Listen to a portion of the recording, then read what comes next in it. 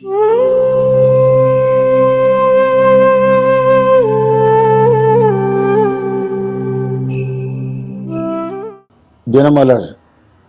ஆன்மீக அன்பர்களுக்கு நமஸ்காரம். திருப்பி அவர் போறார், பின்னாடியே வரா. என்னம்மா என்ன வேணும்? இன்னும் தெரிஞ்ச ஸ்லோகங்கள்லாம் சொல்லிவிடுறேனே. நல்ல ஸ்லோகமாக சொல்கிறேன், எல்லாம் சாதுக்கள் மகிமையாக இருக்கு. சொல்லாதேன்னு என்னால் சொல்ல முடியல. நீயும் குணவதியாக இருக்க. நீ என்ன அப்பா மாதிரின்னு சொல்லிவிட்ட. உன்னோட அன்பை தள்ள முடியல. கேட்குற வரமும் ஒன்று கூட சுயநலமாகவே இல்லை. உன் குடும்பத்துக்குன்னு கேட்டால் கூட அதில் தேச நலன் அடங்கி இருக்கிறாப்புல வரம் கேட்குற. சரி சொல்லு. சௌஹிருதாது சர்வபூதானாம் விஸ்வாசா நாம ஜாயதே தஸ்மாத் சத்சு விசேஷேண விஸ்வாசம் குருதே ஜனாஹ. ஏன் சாதுக்கள் மேலே ஒரு நம்பிக்கை, ட்ரஸ்ட்டு வருது அப்படின்னா, பார்க்கும்போது அவளை நம்மளை மாதிரி மனுஷா மாதிரி தான் இருக்கான். மகான்கள்ங்கிறதுனால விசேஷமாக எல்லாம் ஒரு மகிமையோ இந்த ஜொலிப்பு தேஜஸ்லாம் நமக்கு கண்டுபிடிக்க துப்பு இல்லை, நமக்கு தெரியல. நம்மளை மாதிரி தான் இருக்கா. பழகி பார்த்தா இப்படி கூடவா ஒருத்தரால் இருக்க முடியும்? நம்மளை மாதிரி கை கால் கண்ணு மூக்கெல்லாம் இருக்கே தவிர குணம் டோட்டலி டிஃப்ரெண்ட்டாக இருக்கேன். இப்படி பகவானுக்காக லோகக்ஷேமத்துக்காகவே கூட ஒருத்தர் வாழ முடியுமா? அப்படி ஒரு சுகிருத்து, அப்படி ஒரு நட்புணர்வோட, ஒரு மைத்திரி பாவத்தோட. சைத்தன்ய மகாபிரபு ஜார்க்கண்டில் பஜனை பண்ணிட்டு போகும்போது கரடி புலி சிங்கம் எல்லாம் அவர் கூட நாமாசுரண்டு வந்ததுன்னு சரித்திரம் இருக்கு. பப்பா ராமதாஸ் சுவாமியோடைய தபஸ் இன் குவெஸ்ட் ஆஃப் காடில் எழுதியிருக்கார். காட்டில் தபஸ் பண்ணும்போது பாம்புகள்லாம் அப்படி மேலே ஏறி போகும், துஷ்ட மிருகங்கள்லாம் வரும். அவளை பார்த்து அதுகளுக்கு ஒன்றும் அட்டாக் பண்ணணும்னு தோணவே தோணாது. அந்த உள்ளுக்குள்ளேருந்து வரக்கூடிய அந்த அன்போடைய வைப்ரேஷன் இருக்கு இல்லையா, அது எல்லாரையும் மாற்றிடும். அப்பேற்பட்ட ஒரு குணம் இல்லையா சாதுக்கள்கிட்ட. அதனால தான் ஜனங்களை வாட்ட விஸ்வாசம் வைக்கிறா. சதாம் சதா சாஸ்வத தர்ம விருத்தி சந்தோ நசீதந்தி நச்சவ்யதந்தி சதாம் சத்பிஹி ந அபலஹா சங்கமோஸ்தி சத்யோ பயம் நானு வர்த்தந்தி சந்தஹா. அவா நிரந்தரமான பகவத் தர்மத்தில் இருக்கிறதுனால எதுக்கும் பயப்படுறதில்லை. அவள் யாருக்கும் பயப்பட மாட்டா. அவளை பார்த்தா யாருக்கும் பயம் தோணாது, அன்பு தான் தோணும். ஒருத்தரை பார்த்து மிரண்டு போகிறதுக்கு என்ன இருக்கு? அன்பு தானே வரணும். அவளும் யாருக்காகவும் எதுக்காகவும் பயப்பட மாட்டா. அந்த அளவுக்கு பகவத் தத்துவத்தில் தர்மத்தில் அவளுக்கு நாட்டம் உண்டு. அவளோட பழகினதுனால நமக்கும் நல்லது ஏற்படும், மனசில் பயம் இல்லாமல் போகும். அப்பேற்பட்ட சாதுக்களோட சங்கம் தான் இன்னைக்கு நம்ம விரும்பத்தக்கது. சந்தோகி சத்யேன நயந்தி சூரியம் சந்தோ பூமிம் தபசா தாரயந்தி சந்தோ கதிர் பூத பவ்யஸ்ய சதாம் மத்தியே நாவசீதந்தி சந்தஹா. சாதுக்களுடைய சத்தியநிஷ்டையினால தான் சூரியனே பிரகாசிக்கிறது.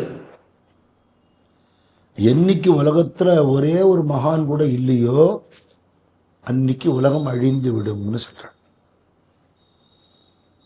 வினோபா பாவே, ஆச்சாரிய வினோபா பாவேட்ட அவள் அம்மா சொன்னாலாம் இதை. அப்போ அவர் கேட்டாராம், அம்மா நீ நிறைய மகான்களோட சரித்திரம் எல்லாம் புராணங்கள்லாம் சொன்னேன், இன்றைக்கி அந்த மாதிரி யாராவது மகான் இருக்காளான்னு கேட்டேன். அம்மா சொன்னாலாம், நிச்சயமாக இருக்காப்பா. எங்கே இருக்கா அது எனக்கு சொல்ல தெரில. ஆனால் மகான்கள் இல்லைன்னா உலகம் அழிஞ்சு போயிடும். உலகத்தை காப்பாற்றுறது யாருன்னா ராஜாக்கள் இல்லை, பணக்காரர்கள் இல்லை, திறமசாலிகள் இல்லை. காப்பாற்றுறது ஞானிகள், மகான்கள் தான். அவள் இருக்காங்கிறதுக்கு என்ன பிரமாணம்? இதோ உலகம் இன்னைக்கு இருக்க. உலகத்தில் இப்போ இவ்வளவு கெடுதல் நடக்கிறது, இத்தனை யுத்தம், இத்தனை பயங்கரம் நடக்கிறதுன்னா சாதுக்கள் குறைஞ்சுன்னு இருக்கா. எவ்வளவு மகான்கள் இருந்த தேசத்தில் மகான்களுடைய எண்ணிக்கை குறைஞ்சுட்டே வருது. இருக்கிற மகான்களால் தான் இந்த அளவு நம்ம காப்பாற்றப்பட்டு இருக்கோம். அப்போது அவள் பண்ணுற ஒரு சத்காரியத்துக்கு, தர்ம காரியத்துக்கு, ராம காரியத்தில் அணில் போல சேவை பண்ணுறது ஒன்று தான் நம்ம பண்ண முடியும். அப்படி பண்ணுறதுனால அவளுடைய தெய்வீக பலத்தினால உலகத்தை அழிவுலேருந்து அவள் காப்பாற்ற முடியும். அதனால் சந்தோகி சத்தியன நயந்தி சூரியன், சூரியன் ஜொலிக்கிறதா சாதுக்களுடைய சத்தியத்தினால, சாதுக்களால் தான் அவளோட தபஸினால தான் பூமி இருக்கு. இந்த தரைங்கிற பூமி தாரயந்தி இருக்கு இன்றைக்கும். அதனால் அந்த சாதுக்களுக்கு நடக்க போகிற விஷயங்கள் தெரியும். எல்லாத்தையும் நம்மகிட்ட சொல்லிட்டு இருக்க மாட்டான். அதனால் என்ன பண்ணலாம், பெரியவா சொன்னால் கேட்டுடுங்க, மகான்கள் சொன்னால் கேட்டுடுறது நல்லது. ஏன்னா நம்மளோட க்ஷேமம், பக்தாளோட க்ஷேமம், லோகத்தோட க்ஷேமம், அத்தனை ஜீவராசிகளோட நன்மை மட்டும்தான் குறிக்கோள். அப்படிப்பட்ட ஞானிகள் இருக்கும்போது அதை பயன்படுத்திக்கிறத விட முட்டாள்தனம், அதை கோட்டை விட்டுட்டோம்னா முட்டாள்தனம் ஆகிடுமே. அப்படி அந்த சாதுக்களோட பயம் இல்லாத தன்மை, அவளோட மகிமை, அவளோட தபசு, அவளோட பழகிறதுனால ஏற்படக்கூடிய நன்மை, அவளுடைய அன்புனால நட்புனால கிடைக்கக்கூடிய நன்மைகள் எல்லாம் சொல்லி அவர் அப்படியே குஷிப்படுத்திட்டார். யம தர்மராஜன் ரொம்ப சந்தோஷப்பட்டு, ரொம்ப சந்தோஷம் சாவித்ரி, என்ன கேட்டாலும் தரேன்றார். இதுவரையில் போட்டிருந்த கண்டிஷனை கொஞ்சம் மறந்துவிட்டார். சத்தியவானை மட்டும் கேட்காதே அப்படின்னு சொல்லியிருந்தார் இல்லையா, அந்த கண்டிஷனை மறந்துட்டார். ஆனால் இவன் அந்த கண்டிஷனை ஞாபகம் வச்சுன்னு இருக்கான். அவரை ஏமாத்துற மாதிரி நம்ம பண்ணக்கூடாது, அவரோட அன்பை ஏமாத்துற மாதிரி பண்ணக்கூடாது. ஆனால் அப்போ ஒன்றே ஒன்று கேட்டால், பிறந்த வீட்டுக்கு சந்ததி பிராப்தி கொடுத்துட்டாள், புகுந்த வீட்டில் மாமனார் மாமியாருக்கு கண்ணு கொடுத்துட்டாள், எழுந்து போன ராஜ்யத்தை கொடுத்துட்டாள். நான் புகுந்த வீட்டுக்கு சந்ததி பிராப்தி உண்டாகிறதுக்கு அனுகிரகம் பண்ணுங்கன்னு கேட்டேன். எனக்குன்னு கேட்கல, எனக்கு குழந்தை கொடுக்கும்னு கேட்கல. திமத்சேனனுக்கு ஒரே பிள்ளை தான், சத்தியவான் மட்டும்தான். சத்தியவானோட பிராணதே இவர் எடுத்துகிட்டு போகிறார். இவன் இந்த உடம்பை தழைகள்லாம் போட்டு மூடிட்டு மிருகங்கள் ஏதாவது கொத்திடப்படாது எடுத்துடப்படாதுன்னு பயந்துட்டு யம தர்மராஜன் பின்னாடி ஓடி வந்து இத்தனை ஸ்லோகங்கள் சொல்கிறா. இப்போ உன்னுடைய புகுந்த வீட்டுக்கு சந்ததி பிராப்தி கொடுத்தேன்னு அனுகிரகம் பண்ணிட்டார். அந்த வரத்தில் அவர் ட்ராப் ஆகிட்டார்.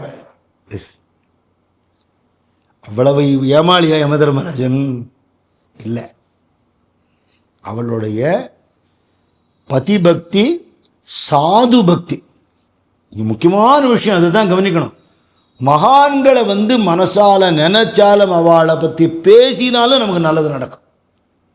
ஏற்கனவே சொல்லியிருக்கேன், ஔவையாரோட பாட்டு, நல்லோரை காண்பதும் நன்றே, நலமிக்க நல்லோர் சொல் கேட்பதும் நன்றே, நல்லோர் புகழ் உரைப்பதும் நன்றே, அவரோடு இணங்கி இருப்பதும் நன்றே, இல்லையா?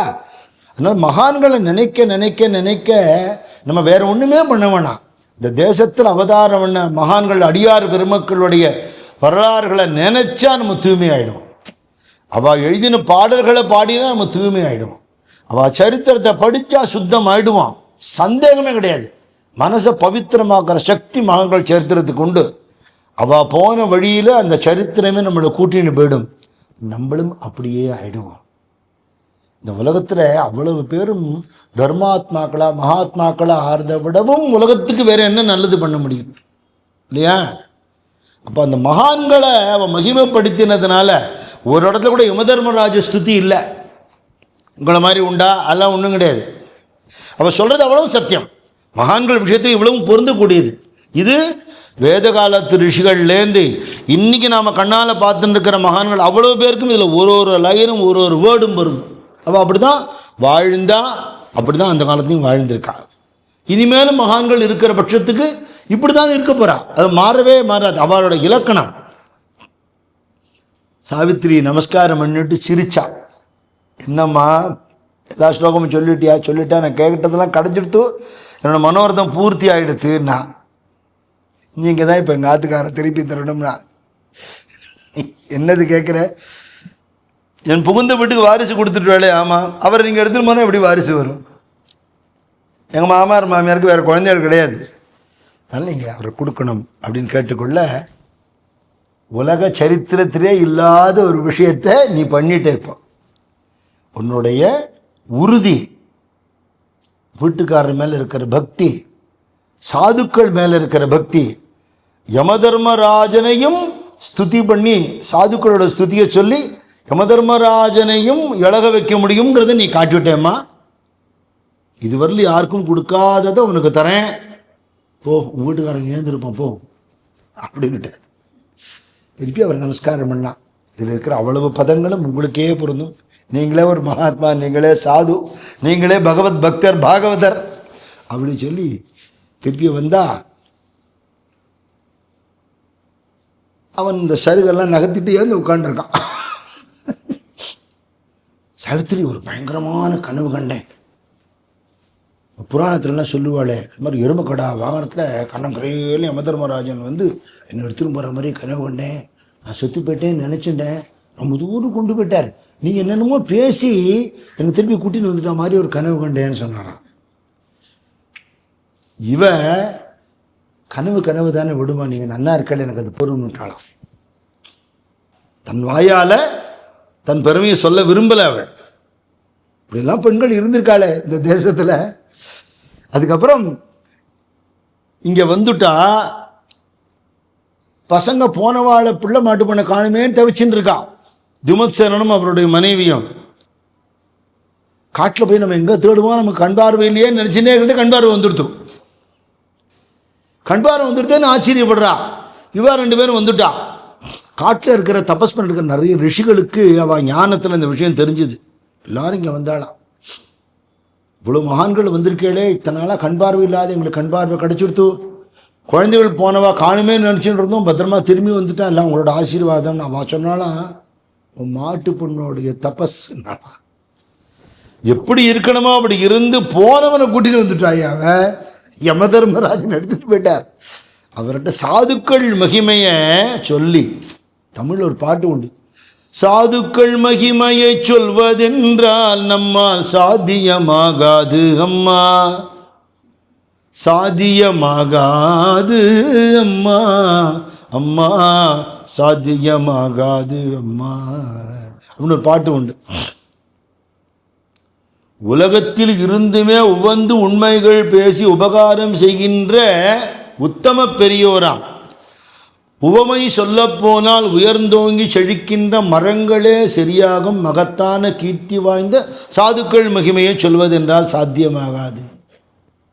ஒரு பெரிய விருட்சம் எத்தனையோ பட்சிகளுக்கு இடம் கொடுக்கறது, எல்லாருக்கும் பட்சிகளுக்கு ஆகாரம் கொடுக்கறது, தங்கரவாளுக்கு நிழல் கொடுக்கறது, வெட்டவனுக்கு விறகு கொடுக்கறது, அப்படி அத்தனை பேரையும் ரட்சிக்கிறதுக்கே சாதுக்கள் இருக்கா. சாதுக்கள் மகிமை சொல்லிட முடியுமா? அப்படி சொன்ன உடனே துமத்சேனன் ஆச்சரியப்படுறார். இவருடைய இழந்து போன ராஜ்யத்தை இவருடைய அந்த காலத்து நண்பர், அவர் ஒரு ராஜா, அவர் யுத்தம் பண்ணி அந்த ராஜ்யத்தை கைப்பற்றி ராஜ்யத்தை ஒப்படைக்கிறதுக்கு வராராம். இவர்கிட்ட இழந்து போன ராஜ்யம் கிடைக்கணும் வரம் கொடுத்துருக்காரு. அது நடந்தாங்கணுமா இல்லையா?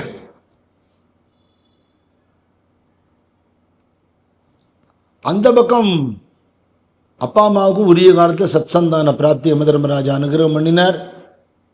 இவாளுக்கு இழந்து போன உயிர் திருப்பி வந்தது, இழந்து போன ராஜ்யம் வந்து, இழந்து போன பார்வை வந்தது.